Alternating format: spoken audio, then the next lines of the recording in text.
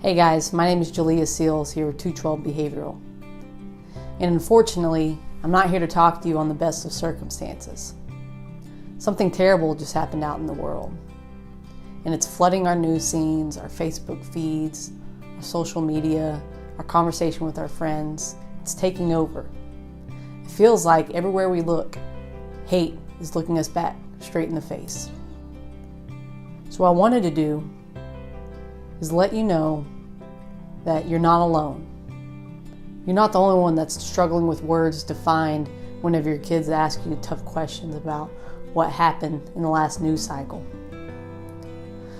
So as little as I can do to help, here are some of our tips for talking with your kids about tragedy. The first thing that I would say is that it's normal to be concerned.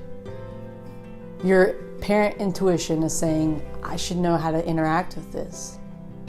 I don't want to make it worse for my kid, but I also don't want to deny them the opportunity to know how the world works. So what we would say is that it's normal for you to be concerned. Here are some things that you can do about it. First thing that we would recommend is for you to take a news break.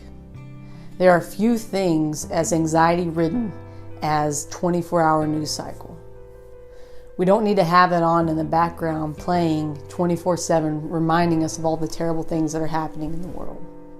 We need to limit our child's exposure to the news. Let's take a break from it. The second thing I'd say is that any questions that your child has, make sure that you answer them without giving any unnecessary detail. Was there a shooting?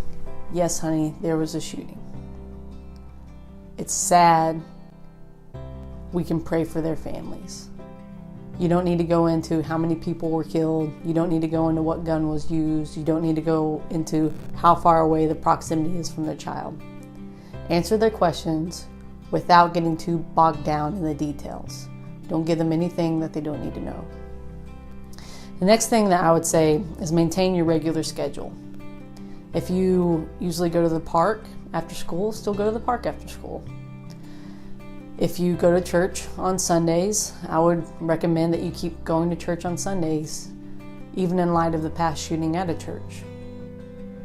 Try to maintain your normal rhythm and trying to keep into perspective that statistically, these horrible and awful, tragic things that happen are statistically rare. That's what makes them so hard to swallow. Next thing that I'd say is pay attention to your child.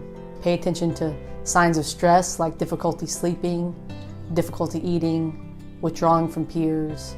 Just pay attention for the next few weeks to see how they're interacting with the news that they found. And the last thing I would say is pay attention to the positives.